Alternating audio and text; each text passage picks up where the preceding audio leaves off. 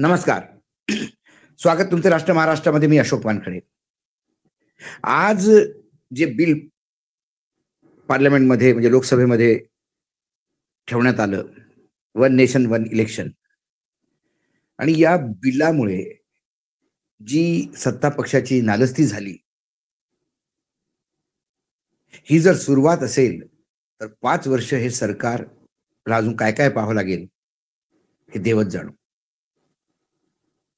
कारण one nation one election हे जे बिल आहे, हे सादर करताना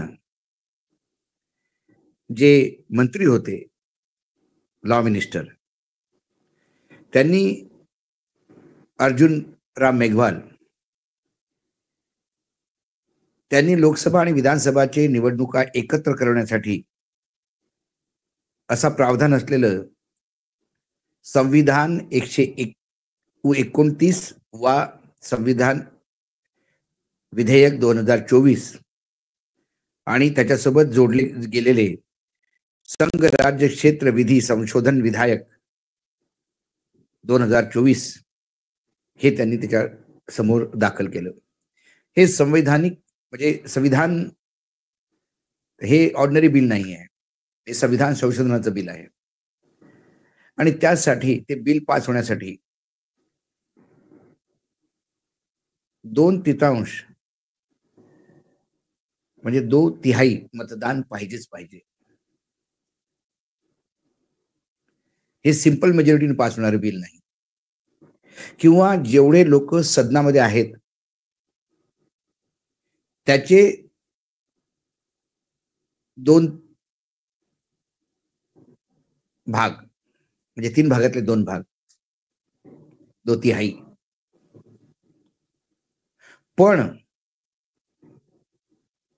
ते इतके कमी नको की जी सिंपल मेजॉरिटी आहे 272 त्याच्यापेक्षा कमी नको.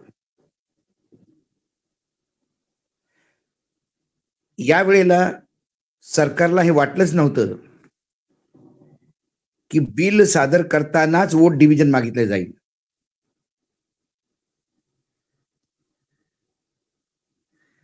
आणि वोट डिव्हिजन वेळेवरच विरोधी पक्षांनी मागितल्यामुळे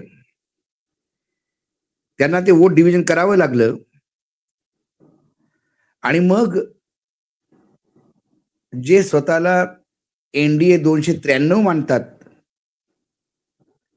त्यांना फक्त 269 मतं मिळालीत.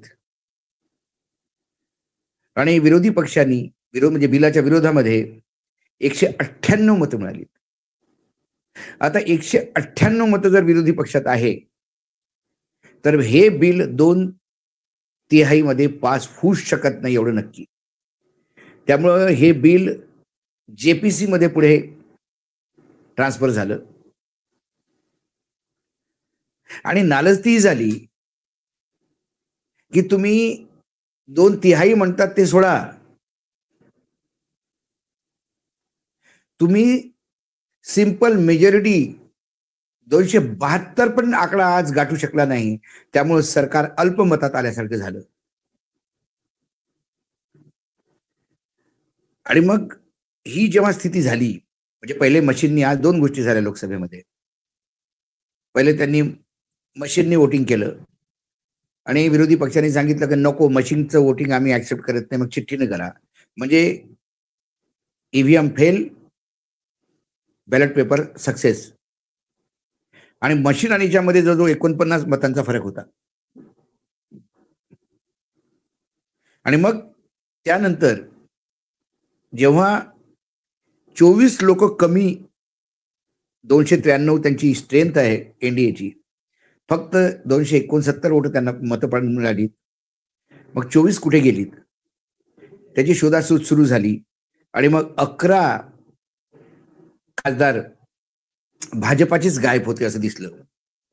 मग त्यात शंतनू ठाकूर, जगदंबिका पाल, BY राघवेंद्र, गिरिराज सिंग, ज्योतिरादित्य सिंधिया, नितीन गडकरी, विजय बघेल, उदयराजे भोसले, भागीरथ चौधरी, जगन्नाथ सरकार, जयंत कुमार रॉय, हे सगळे गायब होते. स्वतः प्रधानमंत्री, पंतप्रधान नव्हते.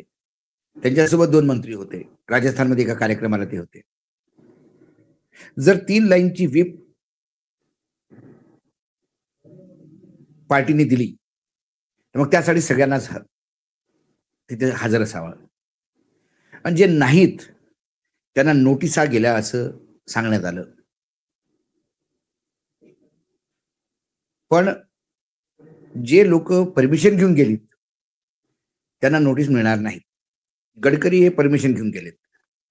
गडकरींना आज Zomato sustainable and inclusive role of platform economy या विषयावर 12 वाजता भाषण होतं व्हिडिओ कॉन्फरन्सिंगद्वारा. आणि एसोचॅमचं अॅन्युअल इन्फ्रास्ट्रक्चर कॉन्फरन्स होती 1 वाजता. या दोन्ही कॉन्फरन्स इतक्या महत्वाच्या नव्हत्या की ते गेले नसते तर काही झालं असतं. पण ते परमिशन घेऊन गेले आणि त्यांना परमिशन देण्यात आली. याचा अर्थ सरकारने फारच लाईटली गोष्टी घेतल्या. पंतप्रधान स्वतःच गैरहजर होते किंवा सरकारला वाटलं की आपण आज बिल इंट्रोड्यूस करू, मग त्याच्यावर चर्चा होईल, 1 आठवडा चर्चा करू आणि मग जेव्हा ते वोटिंगला येईल त्या दिवशी मग आपण सगळ्यांना घेऊ. पण बिल इंट्रोड्यूस करताना सुद्धा कित्येक वेळा वोट डिव्हिजन मागितलं जातं आणि काँग्रेस मागेल हे त्यांच्या लक्षात नव्हतं. त्यामुळं गफलतमध्ये राहून त्यांनी बिल टेबल केलं आणि बिल टेबल केल्या केल्या काँग्रेसने वोट डिव्हिजन मागितलं आणि बीजेपी सापडली. अक्षरशः सरकार अल्पमतात आलेलं दिसत होतं. मग लगेच मेघवाल साहेबांनी सांगितलं की आम्ही हे बिल आता जेपीसीला पाठवत आहे. पण जेपीसीला जर तुम्हाला बिलच पाठवायचं होतं, मग त्यासाठी तुम्ही हाऊसमध्ये बिल ठेवण्याची गरज नव्हती. तुम्ही सरळ बिल जेपीसीला पाठवू शकता आणि मग त्यानंतर हाऊसमध्ये आणू शकता. पण सरकारने पुन्हा आपली इज्जत जेपीसीला पाठवून वाचवली. पण 198चा आकडा आणून विरोधी पक्षांनी एवढं तर आता नक्की केलं का हे बिल 5 वर्ष आता पास होऊ शकत नाही. कारण 2/3 2/3 मेजॉरिटी ही सत्ता पक्ष आता यांना 198 यांच्याकडे असल्यावर तो आकडा ती गाठू शकत नाही. त्यामुळे आता हा पेच फसला. पण कित्येक वेळा वाटतं की भाजपाने मागच्या वेळेला एकाएक स्पेशल अधिवेशन आणून 33% महिलांना रिझर्वेशनचं बिल पास केलं. ते कधी लागू होणार, काय लागू होणार ते अजून कोणाला माहित नाही. त्यानंतर वक्फ बोर्डचं बिल आलं, तेही हाऊसमध्ये इंट्रोड्यूस झाल्या लगेच ते जेपीसीला पाठवण्यात आलं. त्यानंतर हे बिल आलं, हे पण जेपीसीला गेलं. 1 नेशन 1 इलेक्शनच्या पहिले जे सर्वात जरुरी आहे ती जनगणना. जनगणनानंतर परिसीमन होईल. लोकसभेच्या काही सीट्स वाढू शकतील, विधानसभेच्या काही सीट्स वाढू शकतील. मग त्या अनुशंसाने 1 नेशन 1 इलेक्शन होईल. हे सगळं कधी होईल सांगता येत नाही. पण मग असे बिल आणल्या का जातात? असे बिल याच्यासाठी आणल्या जातात की विरोधी पक्षाचा जो फोकस असतो तो चेंज करायचा असतो. आज सगळं दिवसभर 1 नेशन 1 इलेक्शन बिलच चाललं. त्यामुळे अडाणीपासून फुरसत मिळाली आणि अडाणींना सुद्धा फुरसत मिळाली. आता सदन सुरू झाल्यापासून अडाणीच चालू होतं. आणि अडाणी म्हटलं की सरकारच्या अंगावर काटा येतो. कारण ते वाघाच्या शेपटीवर पाय ठेवल्यासारखं नव्हे, वाघाच्या जबड्यात हात घातल्यासारखं आहे. त्यामुळं अडाणींना रिलीफ देण्यासाठी, स्वतः अडाणीपासून मुक्त होण्यासाठी, शेतकऱ्यांचे जे आंदोलन चालू आहे त्याच्यापासून मुक्ती, त्याच्यावर कोणी नको बोलायला, या सगळ्यापासून पिंड सोडवण्यासाठी म्हणून 1 नेशन 1 इलेक्शन हे बिल. आज रोखोकमध्ये एवढंच. पुन्हा येतो काही विषयासोबत. तोपर्यंत नमस्कार. पाहत रहा राष्ट्र महाराष्ट्र.